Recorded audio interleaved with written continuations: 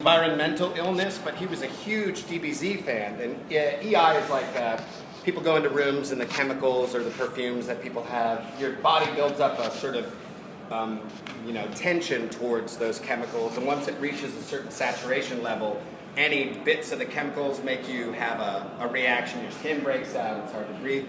And so he had this, and it was really frustrating for the teacher because he would be in class for a day and then out of class for 2 and then back in class for 4 days and then out for 1 and so I told this young gentleman, I said, look, if you can stay in class, and EI is not psychological, but it can be psychologically regulated. So if you have enough motivation, you can push yourself, your body, to train itself to be able to tolerate certain chemicals again. So I said, hey, if you can stay in class for 3 months, I'll get you a part on Dragon Ball Z. And he was like, okay, I'll do it. And like 3 months of torturing this kid was kind of awesome. No, but he would like be in class like gripping the desk like with tears running down and blood coming out of his ears. And he's like, I'm not leaving. And then I realized, no, look, dude, you can go get fresh air outside. It just meant you had to stay in school. And so then he was like, okay. And he made it all 3 months, and I talked to the directors, and they brought him in, and we did a studio tour, and he ended up doing a dog on one of the episodes of Dragon Ball Z. So he's like, I was like, you're amazing. But it was awesome. Yeah. So not having that much editing time, how did you really get into voicing Android 17? Oh, Android 17 was, I called that the voice actor vacation, because I came in, I was like, I'm Android, I had all this energy, and Chris is like, Chris Sabbath's like, it was directing, he's like, no, relax, just relax, just relax. And I was like, okay, I'm Android, okay, I'm Android 17. He's like, that's perfect! I'm like, okay, kill all the humans. He's like, less.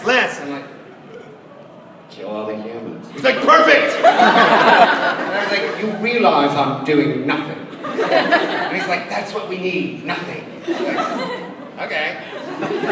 So I used to call that my voice actor vacation, because I just got to go in the booth and kind of be like, whatever. And then I was Android 17. Yes?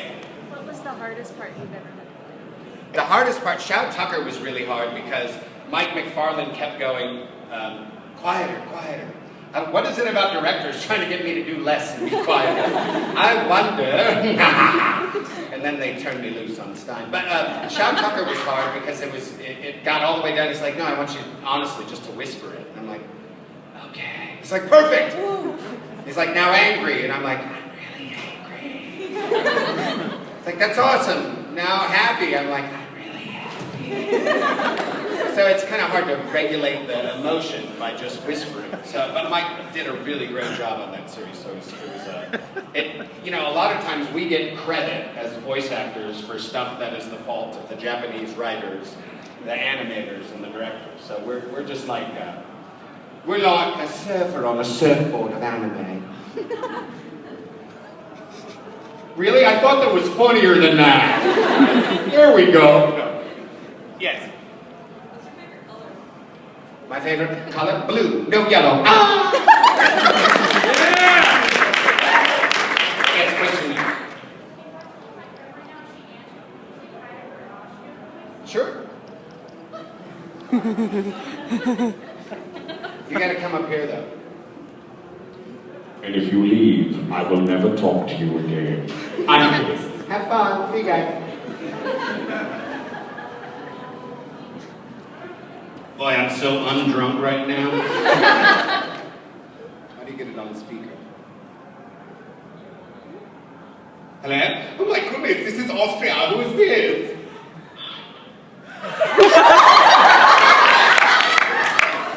What's going on? They're screaming. Who is this? What's your name? Oh my God! That's a weird name. My name is Holy Cow, look! What is your name? Hannah Banana from Alabama? I don't know, because it's awesome, because your name rhymes with banana. And not much rhymes with banana, except Hannah. And Savannah's not a real word. Stop making up words. Okay, Savannah Banana Hannah, I gotta let you go. That was weird.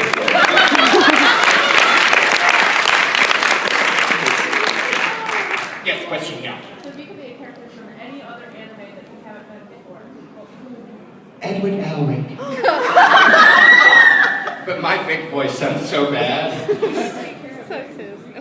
Do what? We can take care of Vic? Vic's my bud. I would never take care of him. He cast me as Dr. McCoy in the Star Trek Continues series. which I'll be for episode 3. I wasn't for episode 1 or 2. I was for the vignettes. But do you guys know the Star Trek Continues series? Yeah. It's Vic's awesome series. It's really good. And I got to meet Grant Imahara. Not meet Grant. I got to hang out with Grant for like days and days at a time. Yeah. And go out with him on his birthday, which was fun. Because he got treated like a rock star, and so we were with the rock star. Which is cool. Yes? What is your favorite part about voicing Android 17? The favorite part about Android 17 is that it was a voice actor vacation. And when I walked into the booth, they had a picture of the episode up, and I went, oh, who's she? She's totally hot. And they're like, no, that's you. I was like, I suddenly feel icky. Oh, good one. That was very good. Do I like me? What's going? Yes.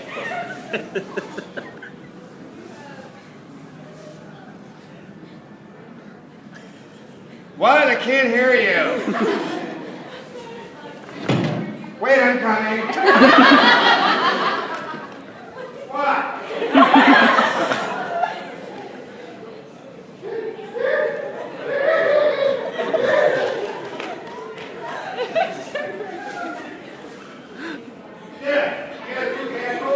I thought there was a stuffed animal. Suddenly there was a brick attack.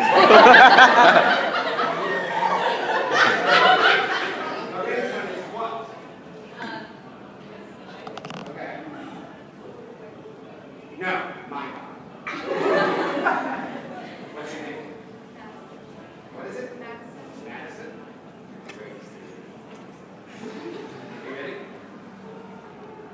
Madison, pick up your phone or I'm going to dissect you.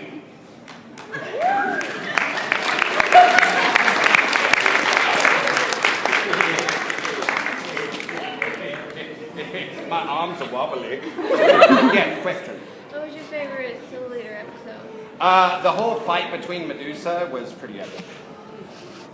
And when I broke down and lost my mind, that was pretty destructive. Nice. Yes. My favorite line is sign. Actually, his laugh was my favorite.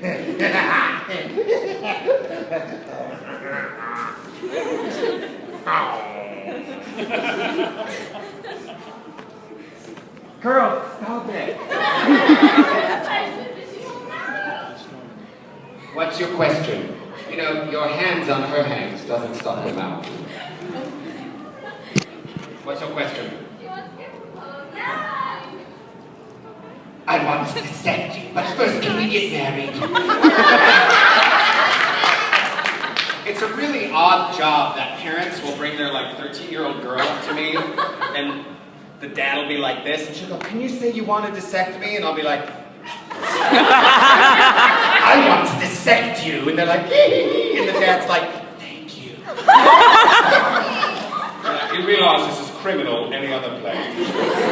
Yes. Bouncing off of that, I wanted to ask you, what was the weirdest thing a fan's ever asked you to do? Ooh, Vic and I were in a panel together, and one time this fan said, at the end of the panel, would you touch my glass eye?